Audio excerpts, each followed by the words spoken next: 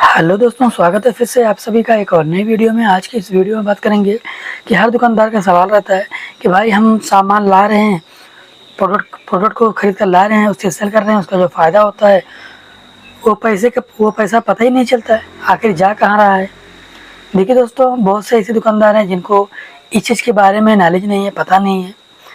शायद वो लोग गौर नहीं करते हैं, अपनी दुकान पर फोकस नहीं करते हैं, या आखिर रीज़न क्या है जो हम सामान को प्रोडक्ट को ला रहे हैं और उस सामान को सेल कर रहे हैं, तो उसका जो फ़ायदा होता है, जो उसका प्रॉफिट होता है, वो पैसा आखिर आखिर जाता कहाँ पर है। देखिए दोस्तों, ये सबसे बड़ी प्रॉब्लम्स है एक दुकानदार की, जो जो हर दुकानदार इस चीज़ को जानना चाहता है कि भाई जो हमारा फ़ायदा है, जो हमारा पैसा है ना, जो जो हम पूंजी का पैसा लगा रहे हैं, वो पूंजी का पैसा हमारा प्रॉफिट होता है, वो पैसा आखिर जा कहाँ रहा है, ये पता नहीं चलता है लोगों को। देखिए, और इस चीज़ से जो दुकानदार हैं ना, काफ़ी ज़्यादा परेशान हैं कि दोस्तों जिन्हें नहीं पता है इस चीज़ के बारे में। शायद आपको अपने दुकान पर फोकस करना चाहिए कि अगर हम कोई भी सामान को मार्केट से ख़रीद कर ला रहे हैं और उसे सेल कर रहे हैं, तो उसका जो पूंजी का पैसा, यानी जो हम पूंजी का पैसा लगाते हैं, आखिर वो पैसा हमारा जाता कहाँ पर है। देखिए कि दोस्तों, जब भी आप कोई भी सामान लाते हैं, दोस्तों ये पाउडर है, अब ये इस चीज़ को मैंने मार्केट से ख़रीद कर लाया, अब मैं अपने शॉप पर इसे रिटेल में यानी फुटकर में सेल कर रहा हूँ। अब दोस्तों जो इसकी ख़रीद है 210 रुपये की है, और दोस्तों ये मिनिमम 250 रुपये तैयारी है। तो दोस्तों जो हमारा 40 रुपये का प्रॉफिट है, अब ये प्रॉफिट हमें क्यों नहीं पता चलता है? क्योंकि दोस्तों हमारी जो दुकान है ना, छोटी हो या फिर बड़ी हो, अब किराना दुकान में बहुत सारे ऐसे आइटम होते हैं, 2000 प्लस आइटम होते हैं, जो कि हम दुकानदार के पास अवेलेबल होना चाहिए अगर हम दुकान सही तरीके से कर रहे हैं तो। अब दोस्तों जो आपका पूंजी का पैसा होता है, अगर आप पूंजी कोई भी सामान में लगाते हैं ना, जैसे कि अभी इस पाउडर में आपने 210 रुपये लगाया, अब ये एक पाउडर बिकेगा 10 रुपये में, और ये 250 रुपये तैयारी है, यानी कि पूरे डिब्बे को सेल करके आपको 40 रुपये प्रॉफिट होगा। अब इसी में जो आपके कस्टमर होंगे, बहुत से ऐसे कस्टमर हैं जो रेगुलर हैं, बने कस्टमर हैं। अब बहुत से ऐसे कस्टमर आते हैं जो उनके पास पैसा नहीं होता है, क्योंकि आपको पता होता है ये चीज़ें कि कस्टमर बेहतर है, आज नहीं कल हमें मिल जाएगा पैसा। तो जो आपका 40 रुपये का प्रॉफिट है यानी फ़ायदा है, दोस्तों आपने एक पाउडर तो अपने बने कस्टमर को दे दिया, तो जो आपका प्रॉफिट का पैसा बचा 30 रुपये इसमें।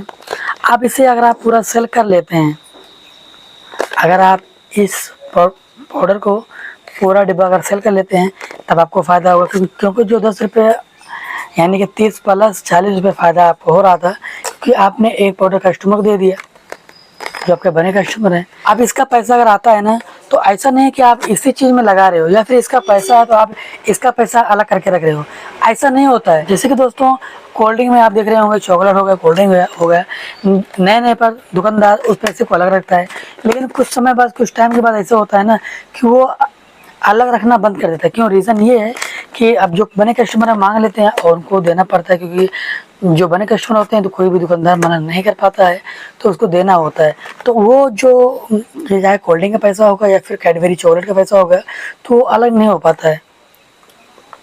हालांकि दुकानदार कोशिश तो करता है, लेकिन वो पैसा अलग बटोर नहीं पाता है, ये सबसे बड़ा रीज़न है। अब ये ज़रूरी नहीं है कि इसका पैसा हम इसी में लगाएं, जैसे कि इसका जो पूंजी का पैसा है, विदाउट और भी प्रोडक्ट हैं, सामान है, ख़त्म हो रहे हैं, तो इसका पैसा जो हम पैसा लगाए थे, पूंजी जो हमारा पूंजी का पैसा था, वो पैसा उठाकर हम किसी और सामान में लगा दिए।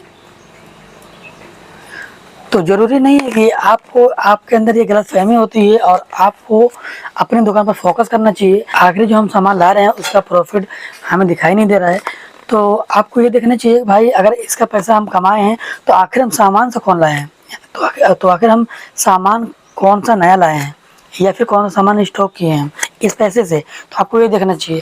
क्योंकि दोस्तों किराना दुकान में बहुत सारे ऐसे आइटम हैं कि ज़रूरी नहीं कि ये पैसा इसी में लगे, ये पैसा और कोई भी सामान में लग सकता है।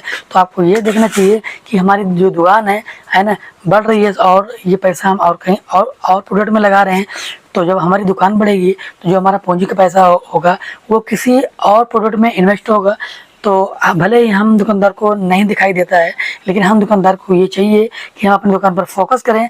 आखिर जो हमारा पूंजी का पैसा है, जो हमारा प्रॉफिट का पैसा है, आखिर हम लगा किस में रहे हैं, आखिर हम कौन सा सामान ला रहे हैं, कौन सा प्रोडक्ट ला रहे हैं, हमारी शॉप उतनी है या फिर हमारी दुकान या फिर हमारी शॉप बढ़ रही है ना, जो सामान हम बढ़ा रहे हैं। आपको ये देखना चाहिए, क्योंकि आपका पैसा कहीं भी फालतू नहीं जाता है।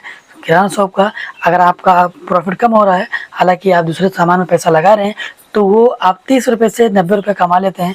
एक दुकानदार का ये सबसे बड़ा नियम होता है, और उनको हर चीज़ें पता होती है। अगर उनके पास 10 रुपये है तो 10 रुपये से 10,000 रुपये बना देंगे, क्योंकि उनको पता है बिजनेस करना और बिजनेस कैसे करना है। उनको हर चीज़ें पता होती है। इसीलिए बोलते हैं कि जो बिजनेस वाले होते हैं ना, बिजनेस वाले 10 रुपये से 10,000 बना सकते हैं, और 5,000 रुपये से 15,000 रुपये बना सकते हैं उसी पैसे से। तो दोस्तों, आपको ये जरूर देखना चाहिए कि अगर हम पैसा लगा कहाँ रहे हैं, हमारी दुकान बड़ी हो रही है, ये पहले से कैसी है, आपको ये देखना चाहिए। क्योंकि दोस्तों, एक एक बूंद से घड़ा बढ़ता है। तो इसी तरह से प्रॉफिट तो कम होता है, लेकिन किसी में कम है तो किसी में ज़्यादा है।